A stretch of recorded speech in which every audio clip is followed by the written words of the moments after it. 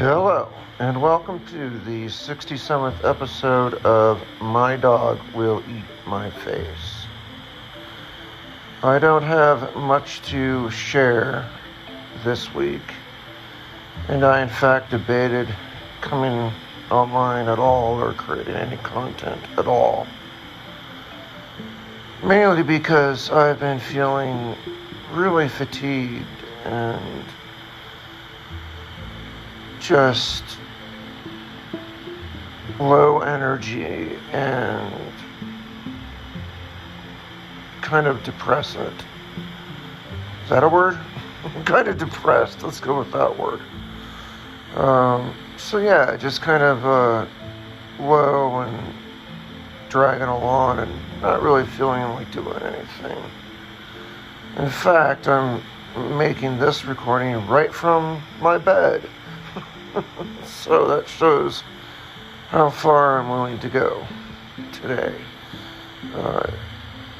But we'll see. I'll try to create some content for my loyal listeners, since you guys take the time to listen to my silly gibberish that I share week to week. I feel incumbent upon me to at least share, even when I'm feeling like not sharing.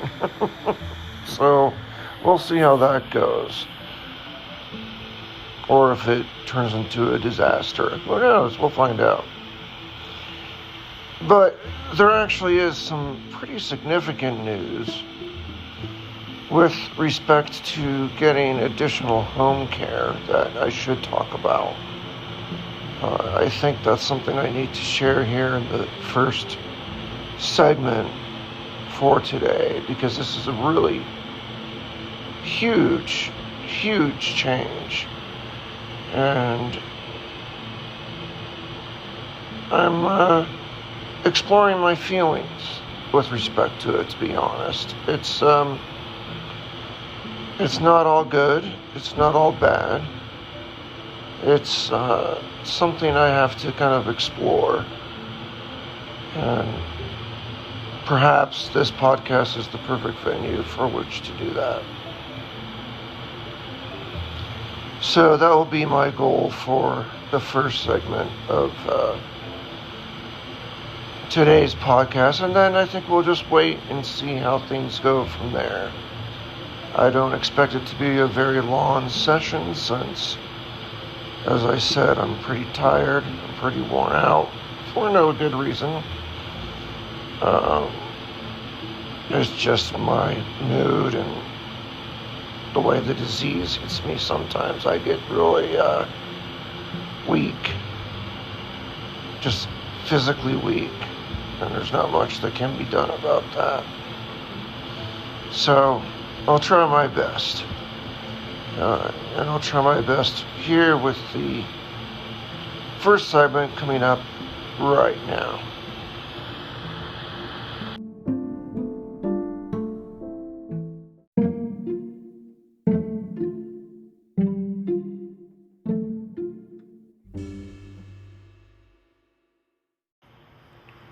So first off, I want to talk about the change in care that I'm receiving.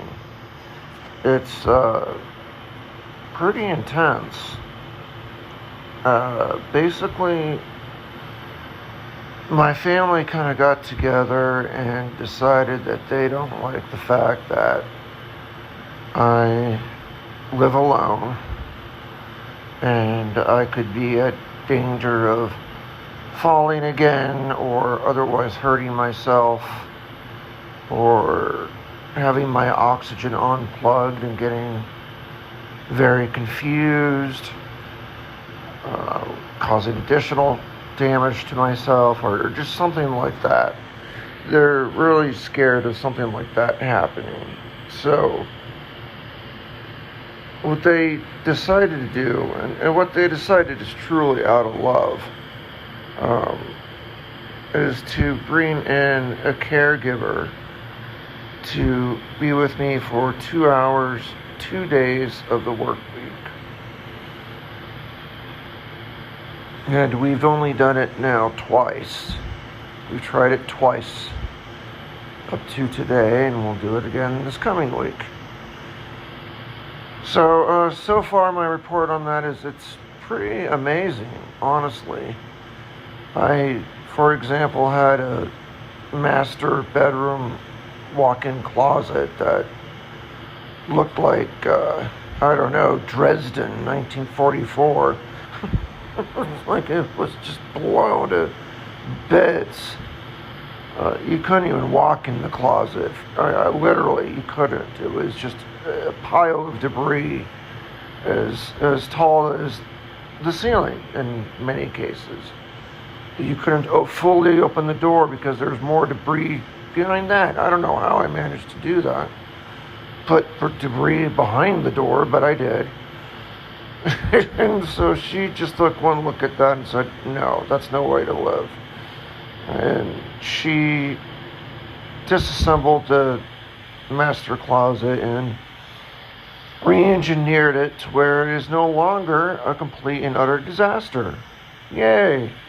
So that's a huge improvement. Honestly, I would have never done that in a million years. And she did that right away when she started working with me. Again, that's something that I've never done. I wasn't even going to try to do. I just thought it was a lost cause. Like, literally, just burn it down. That was my only solution. Burn the whole thing down.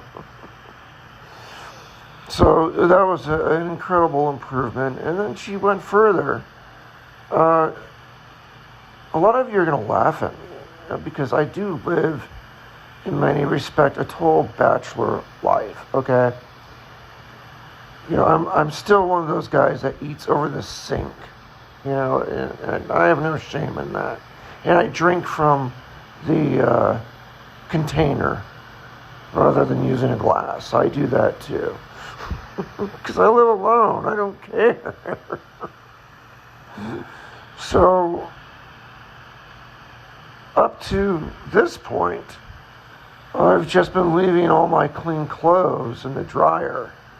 And whenever it was time for me to change into something clean, I would just fish it out of the dryer and put that on. Why? Because the chest of drawers in my bedroom, my master bedroom, was completely full of crap. It was completely full of other clothes and other items that extend back to the,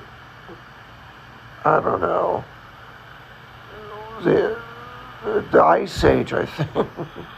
Things that I've not touched in decades, literally, lie within that chest of drawers. And so I never, ever, ever opened that piece of furniture. I would never see clothing out of it. I never knew even what was in it. And so she went through it with me observing, saying, keep, wash, or throw away. Keep, wash, or throw away. And that was our exercise to kind of get that chest of drawers cleaned up a bit. And with that, she was able to move my clean clothes into the chest of drawers where they belong and have them organized in a manner that makes sense. Not such that I'd have to go searching for underwear for 20 minutes in the dryer, or who knows. So she's already provided 2 huge improvements to my life. They're not really medically related. I mean, at this point, anything can be medically related to me, though. Because, I've got great risk of falling down. That's true. And having a system that is just utter chaos, where you have to climb over things to get dressed, or climb into a dryer to find what you're looking for. It's just not cohesive for a healthy way of life. So she definitely helped me with that. Now, hopefully I can maintain that. She will probably have to be on my butt to make sure I maintain that level of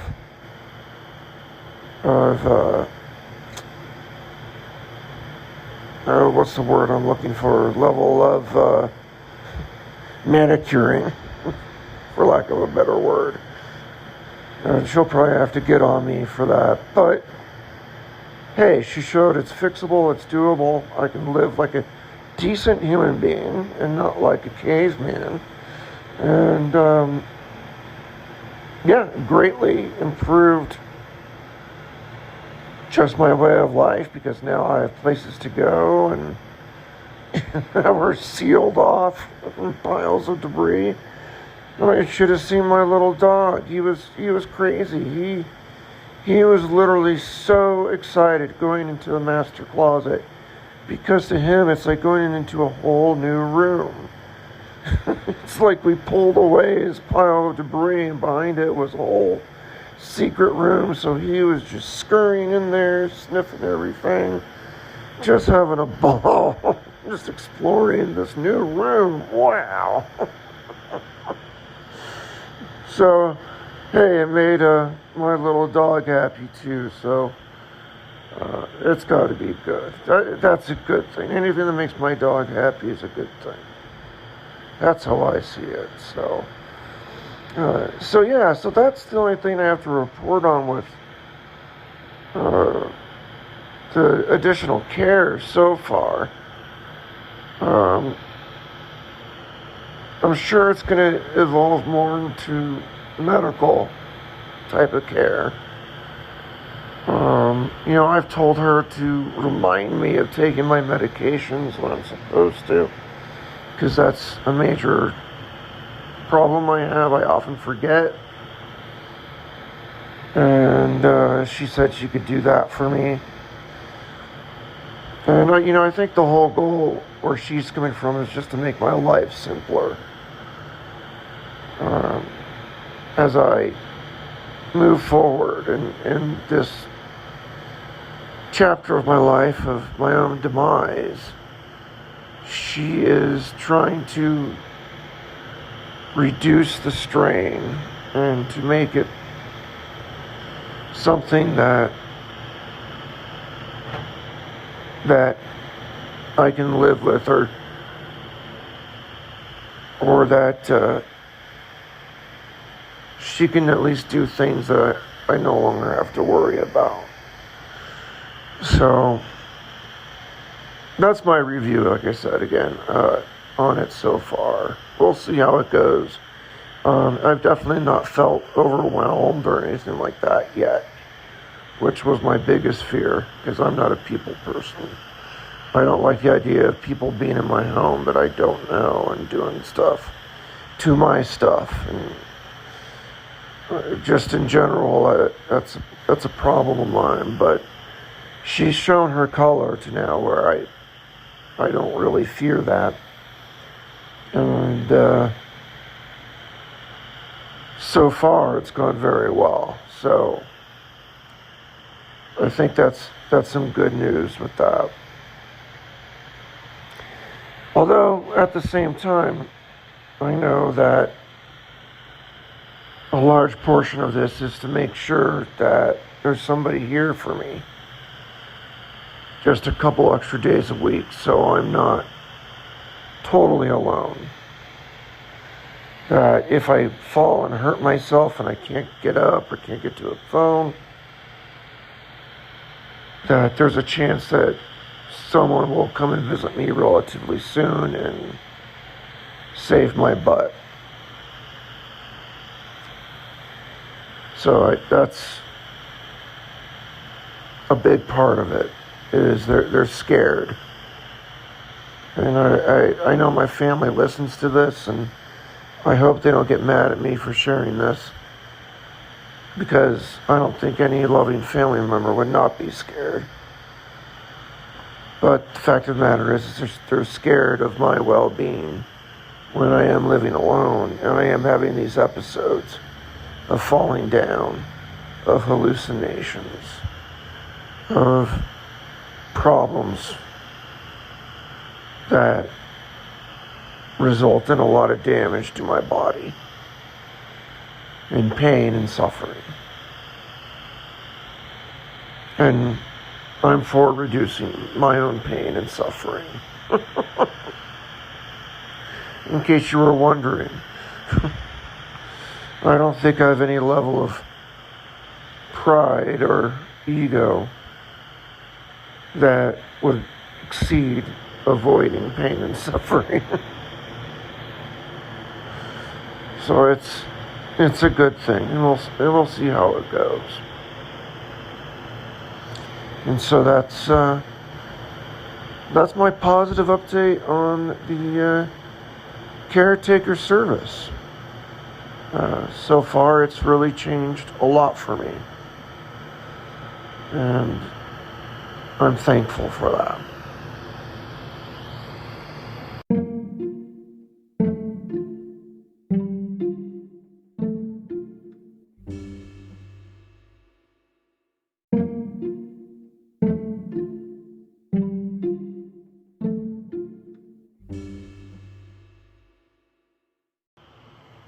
Well, I am going to record one aspect about the caretaker that does bother me, to be honest. I can't leave this out if I'm not completely honest. You see, all my life, as best as I could tell, I've been very independent. Some have described it as fiercely independent. So, it's a very new world to have someone there to help me out with things just around the house. That's something that's very new to me, and I walked into it worrying that I was going to be very uncomfortable. The good news is, with the act itself, I'm not uncomfortable. I actually feel okay with it. So that's the good news. But the bad news is I still feel guilt, because I know this cost my family a pretty penny, and I couldn't ever possibly afford it on my own.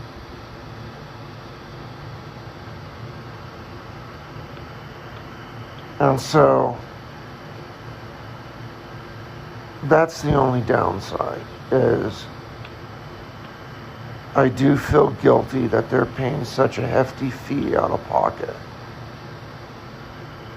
just to have someone monitor me. And for such a relatively short period of time. I mean, it's not like 24-hour care or anything. It's just 2 hours of 2 days.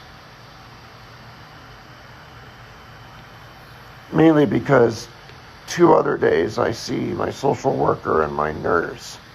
So I'm kind of covered there with people monitoring me.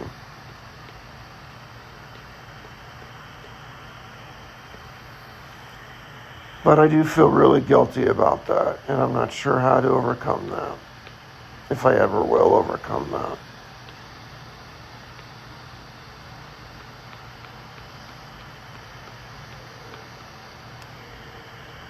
So,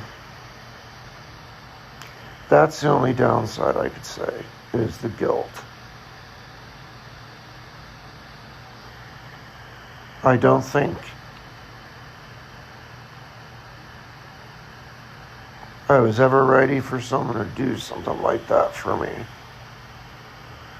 And I'm even reluctant to think that I deserve it.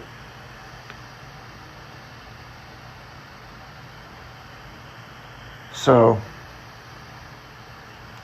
that's where I stand, at least with the only negative component of this additional help that my family is providing for me.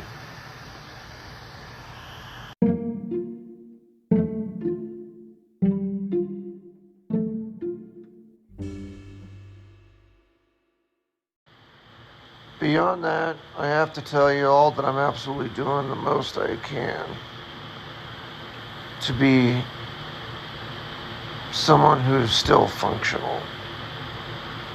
Let's exclude today. Because today I've pretty much just been in bed. It can be really exhausting. But obviously I picked up new hobbies recently, such as cooking. And as I mentioned prior, it is a liberating act for me. And it still is to this day. If I still have any energy, having that as an option is really a wonderful thing, because I can produce something. And it might suck, it might be really good, but that's why it's a challenge. And having a challenge is a key component to my happiness.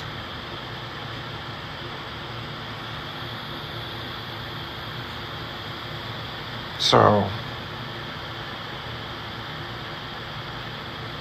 that's definitely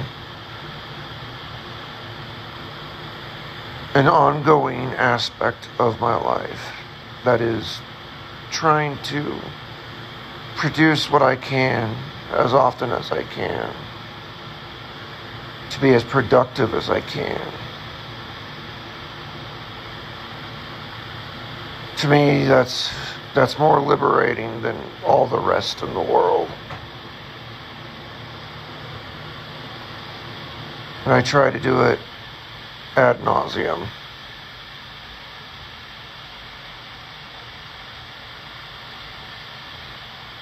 I know I feel like I've entered Tomorrowland as I extrapolated on Horace's poem. But perhaps I'm wrong,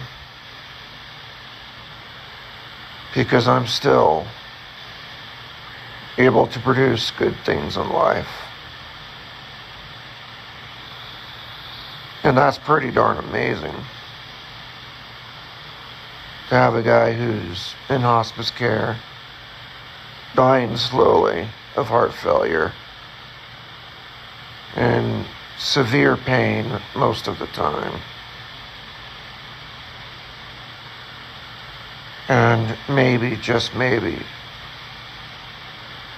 still able to produce something good,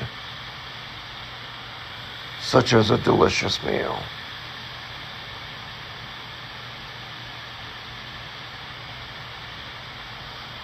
So my advice to people with predicaments like mine out there is to really try and do that. Seek out the positive. It's going to be hard. But a lot of the times you can find it.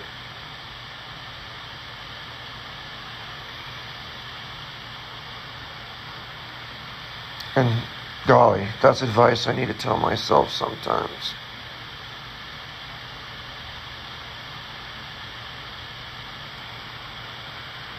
But now, between cooking, video gaming, although that's kind of on hold because my favorite game is broken right now and I can't seem to fix it, and it's so unnerving, it drives me crazy. So, video gaming when it works, and cooking and my dog definitely had a good part of my life. And also, I got to say, with cooking, I love food. I love eating good food, so it's a nice compliment to that. So if you're a person who really just doesn't care what they eat, to you, it just might be required calories so you don't starve to death, that might not be a venue for you to pursue happiness. But I'm different. I get into flavors and food, and so it really meshed well, almost perfectly with my personality. So that's a good thing. But yeah, beyond those little things, I don't have much of an update from week to week. It's been slow. I've just kind of gone with the flow with the new healthcare provider, as I said. Nothing dramatic has gone on. And it's mostly no news at all, which often is good news. No news is good news. So, I guess I'm grateful for that at least in the last week there were no falls, there were no significant injuries.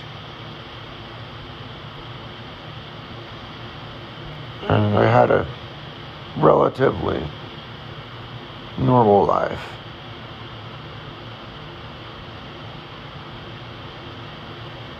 So, I'm taking that all as a good thing.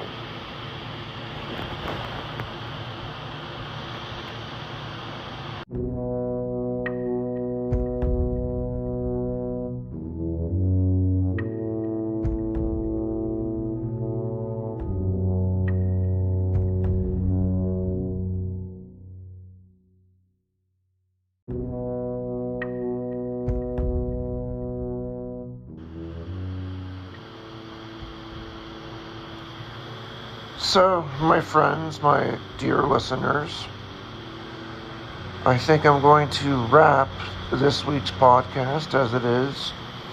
Again, I knew it was going to be short and sweet, and I apologize for that if you're missing the hour-long deep discussions. I know I haven't had one of those for a while.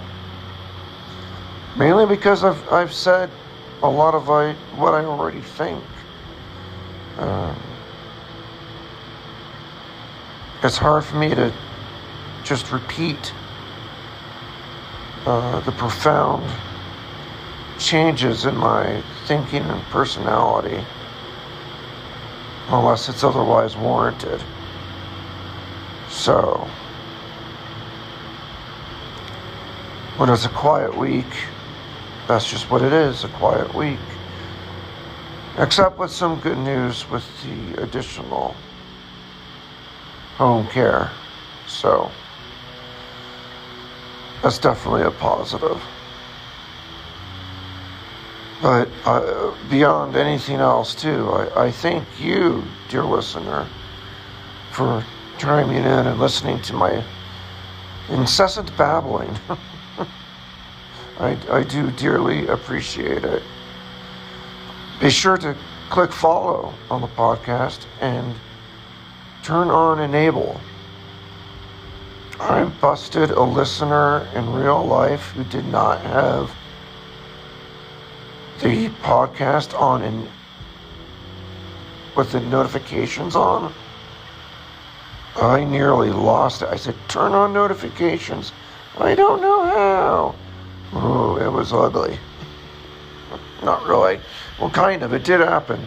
I came across someone who was a listener and they just did not turn on notifications, and I jeered them and viciously attacked them orally for not enabling notifications. So, don't get in trouble. Turn on notifications. So that way you can find out about future podcasts as they come up. And sometimes, there are extra extra podcasts that get published. They're not just the routine one. And you want to know when those come out too, because those can come out unexpectedly. I've done a few number of those, not so much lately, but they do happen. And you definitely want to be notified when those happen. That's some of the juiciest stuff. So, anyway, turn on notification, do follow. But above all, I really thank you for following my podcast and listening in. That, and just that means the absolute world to me. Sincerely, I truly appreciate your listening to my podcast.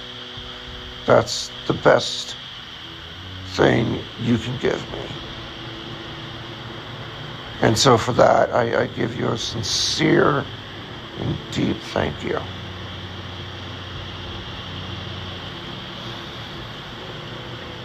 And if you want to support the podcast even further, another reminder is you can go to patreon.com/mydogwilleeatmyface if you wish to toss a few shekels at the podcast. And I would appreciate that as well.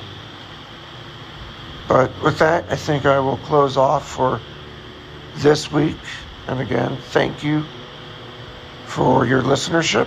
And hopefully I'll be back soon with even more material. I'll talk to you again soon. But for now, Auf Wiedersehen.